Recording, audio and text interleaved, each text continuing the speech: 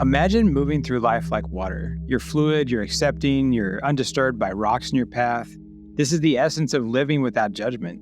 And today we're going to go on a journey to discover how shedding these layers of judgment that you've built around yourself and others can completely transform your life. Join me as we explore the roots of judgment and understand its impact, and we learn how to embrace life that has peace and acceptance and freedom. Welcome to a world where you're no longer weighed down by these unseen chains of judgment. I used to live in judgment. I consider myself this kind person, and I thought that I really put that out in the world and I was kind to people. And I think that I did live that, but it wasn't completely real because I was still sitting in judgment of myself and I was judging all these other people. And it wasn't super intentional. It's just something that happened.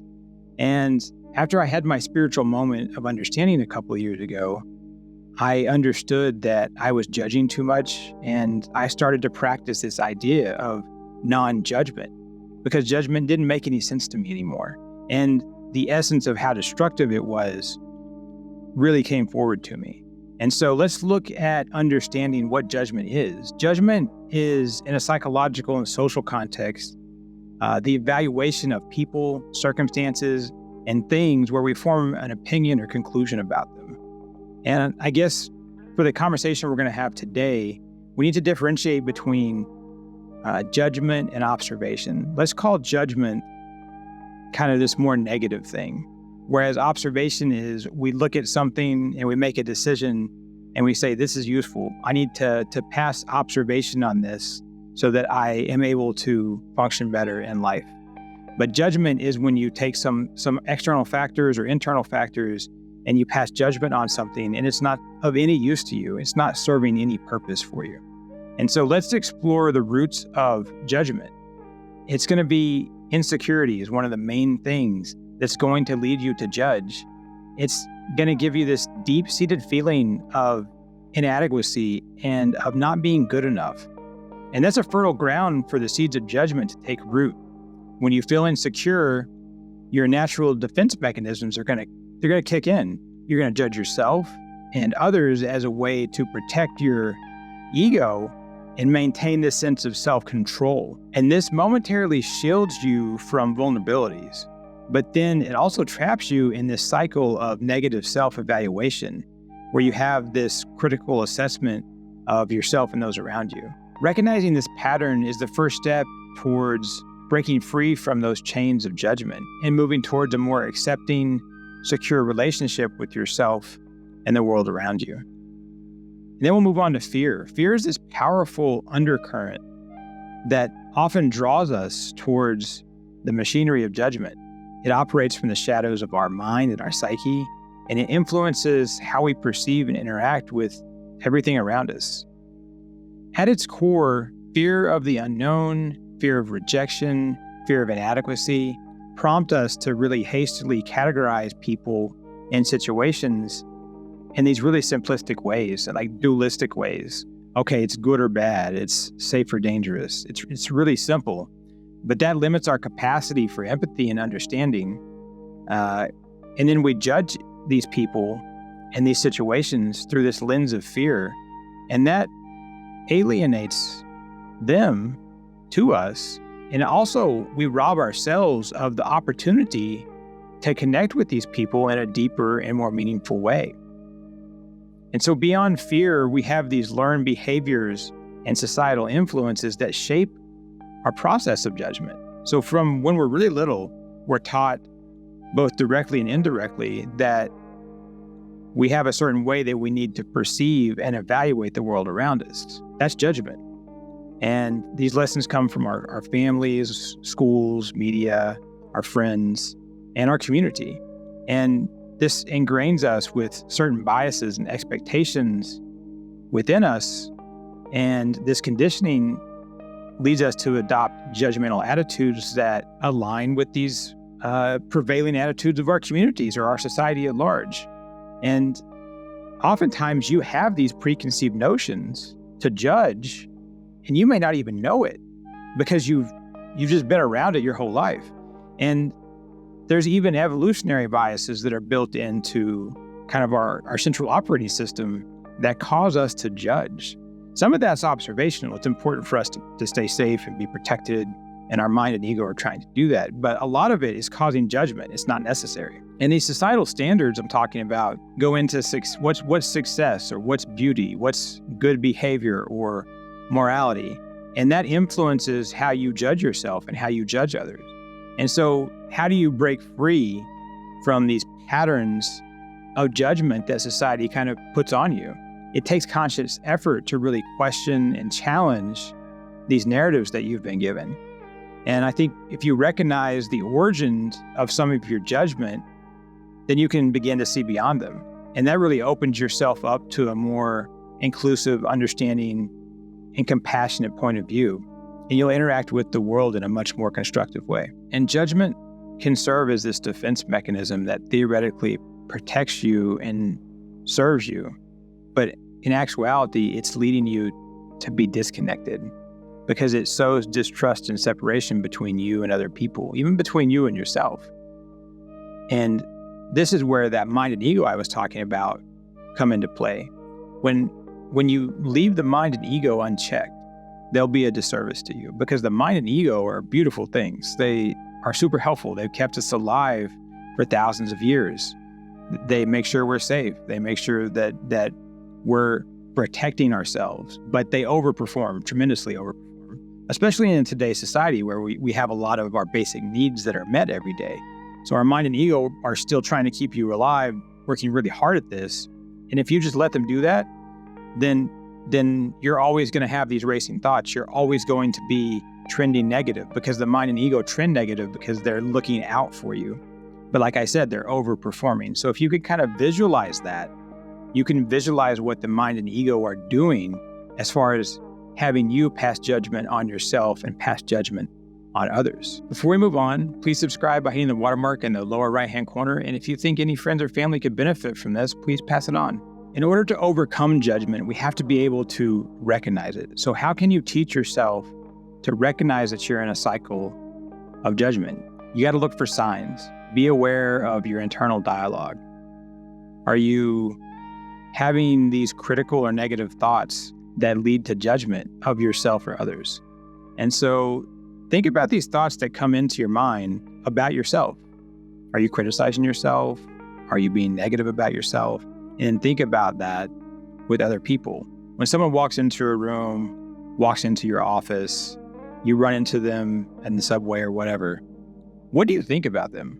Are you thinking negative thoughts? Are you thinking critical thoughts? Are you being judgmental? Be aware of this as you're moving through the world each day. Take a day, and as you're going through this whole day, think to yourself, and maybe even write it down or take notes on your phone about each time that you judge yourself and each time you judge someone else, and tally that up through a whole day. And do that maybe for 2 or 3 days. I think you'll be amazed at how often you're passing judgment on yourself, how often you're passing judgment on other people.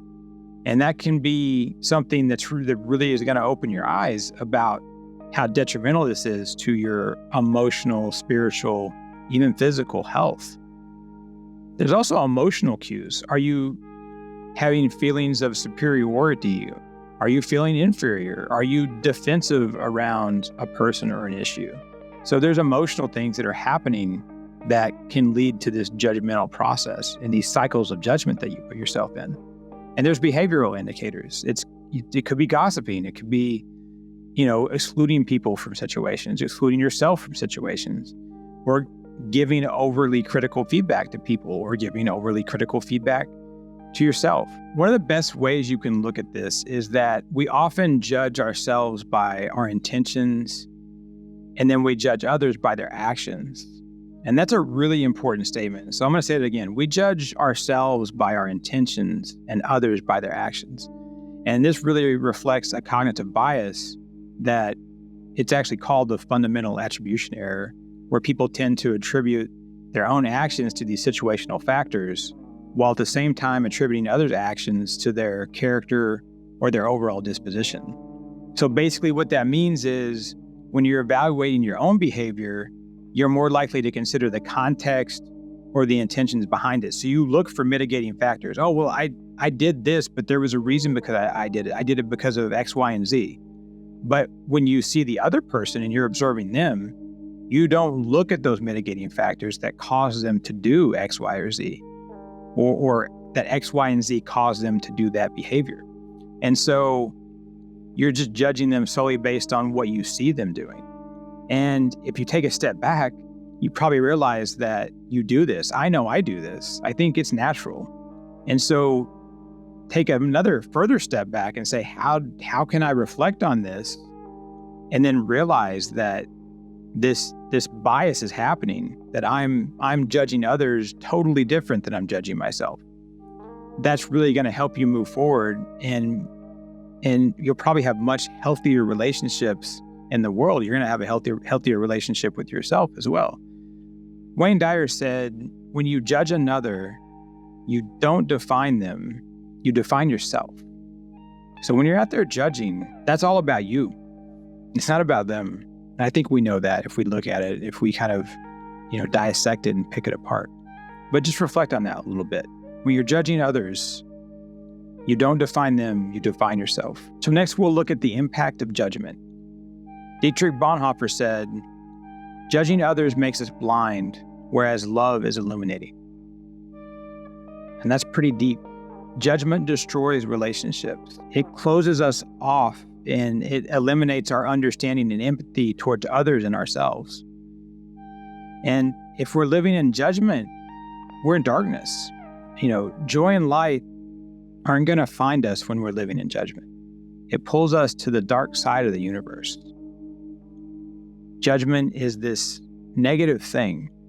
And so if the universe is balanced and you're kind of in between the light and the dark, walking that middle path, we get to choose where we put our attention. It's a choice. Every day we've got choices. And so are you choosing to put your focus and energy towards the light, or are you letting your focus and energy drift towards the darkness? And realize you're making that choice every day. Think about that. And think about these things as far as the impact this judgment is having on you. Living in judgment, it's pulling you towards darkness. It's pulling you away from the light. It's turning your gaze to a very dark place. But all is not lost, because we can move towards non-judgment. You can move towards non-judgment. Walt Whitman said, be curious, not judgmental. So look at it like that. Instead of being judgmental about yourself or others, think, okay, let's have curiosity. Let's ask questions. Let's embrace this and embrace self-compassion and treat yourself with kindness. Self-love, deep, complete self-love of yourself leads to complete non-judgment. Because when you're loving yourself, you can't judge yourself. And if you love yourself completely, you're going to judge other people way less. And when you're looking at other people, can you take that self-love and turn it into loving kindness that is this empathy and understanding, where you're trying to understand what other people are going through and what's behind their actions, what's behind their situation, what's their story. Maybe talk to them, maybe ask them. I think communication is this great thing that can really break down this concept of judgment. We can move beyond it and just being less reactionary. If you're constantly reacting to things without thinking about it first, without being kind of aware and intentional about what your next step is, then you're being controlled by external factors. You're being controlled by maybe your internal monologue or your mind or your ego. And so how can you be less reactionary when something happens? That's going to help you not judge as much. And mindfulness practices can help you move away from judgment and live this non-judgmental existence. If you're mindful about things, you're observing the world as it's happening. You're not tied to the past. You're not worried about the future. You're living here in the present moment. And you're mindful about the things that are happening around you. And that's going to bring you more peace. It's going to make you more calm. And it's going to make you way less prone to have that reactionary judgment. And then you can also reframe your thoughts. Learn to identify judgmental thoughts. Like I said earlier, maybe you did that exercise where you wrote down where you judged yourself and others for a day or so, maybe 1, 2, 3 days, right? So now take it a step further. Now, when you have a judgmental thought, identify that. Don't have to write it down, but think, what am I going to replace that with? Question where it's coming from. What's the origin of it? Ask yourself why you're having these thoughts. And then consider an alternate perspective. And then can you reframe that perspective with compassion and grace? Can you focus on positive traits in yourself and others? And then you repeat that process and you reinforce it. It's habit. It's a routine. And then you can move into intentional self-reflection about where judgment's coming from. You can journal about it. You can even have a conversation with yourself about it. And maybe you can talk to someone else about it, because sometimes it's important to talk to others and get their perspective on things, and that will help you learn about yourself.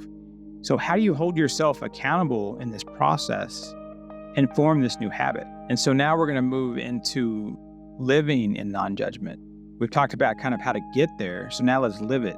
Let's embody this process. Deepak Chopra said, non-judgment quiets the internal dialogue, and this opens, once again, the doorway to creativity. So non-judgment opens this doorway to creativity. That's kind of a beautiful thing. Creativity is kind of this universal oneness. Creativity comes from this divine, universal thing inside of us that connects us to everything. I think that's probably art and creativity. That's my opinion, at least. So when we're living in non-judgment, we open ourselves up to the universe. And you can set your intention each day to be less judgmental. So when you start your day out, can you think to yourself, I'm going to live in non-judgment today. I'm going to be kind to myself. I'm going to have grace for myself. I'm going to have grace for other people and be kind to other people. You can practice gratitude and shift your focus from criticism to appreciation. Gratitude is this amazing thing. It solves so many problems. If we can wake up each day and we can think about what we're grateful for, then suddenly it changes the whole dynamic of our outlook on life. And when you have this negative space and you feel it, and then you decide to change that negative space and fill it up with this positive perspective, amazing things happen. So how do you personally shift that mindset, that perspective, into one of gratitude? That's completely going to free you from judgment. And you can engage with a community or a group and participate in activities that foster acceptance and diversity. This channel is sponsored by a spiritual community called Kishar, and we have conversations just like this all the time. We help each other out. It's a nonprofit inclusive place where people cannot be judged, and we can explore our own spiritual journey that's uniquely ours and empowered within ourselves.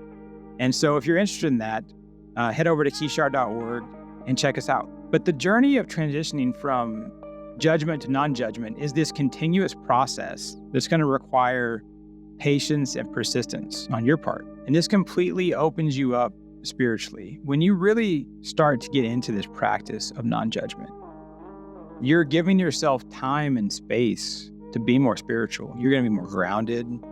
You're going to be more centered, because practicing non-judgment is going to help you have far greater alignment of mind, body, and soul. And when that mind, body, and soul is in line, you're going to have this great foundation that you can walk on down your spiritual path as you take this journey for yourself. And so it's this truly amazing thing. And like I said, there's great peace in non-judgment. And there's so much weight that you will free yourself from. When you think about moving through life every day, and if you're embodying non-judgment, if you're trying to live non-judgment, and don't be wrong, guys, sometimes we're going to judge. It's okay. This is just about working towards something where you're judging way less and getting that as close to zero as possible. But if you're living every day in non-judgment, if that's your mindset and perspective, you're going to be so free, because we're carrying all this weight around, because we're judging ourselves, because we're judging others.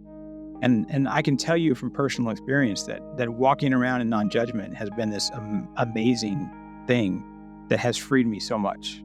There's all these aspects of letting go. There's forgiveness, there's non-judgment, there's all this other stuff. But, today we're talking about non-judgment. And it's just part of this process of letting go. And not letting go in a bad way. It's just letting go in this good way, in this way of being more open to the universe. Do you judge yourself and others as you move throughout your day? I'm interested in what you guys think about judgment. How do you feel about it? And how do you think you'd feel if you started practicing non-judgment? And where do you think that could take you? And if you're already working in living in this kind of non-judgment way, how's that working out for you? What does work for you? What practices reinforce non-judgment? What does that feel like? I really am interested in what you guys have to say about this. And I will absolutely respond if you guys hit me up in the comments. Please like this video if you want us to keep making content just like this. And until next time, I wish you peace on your journey.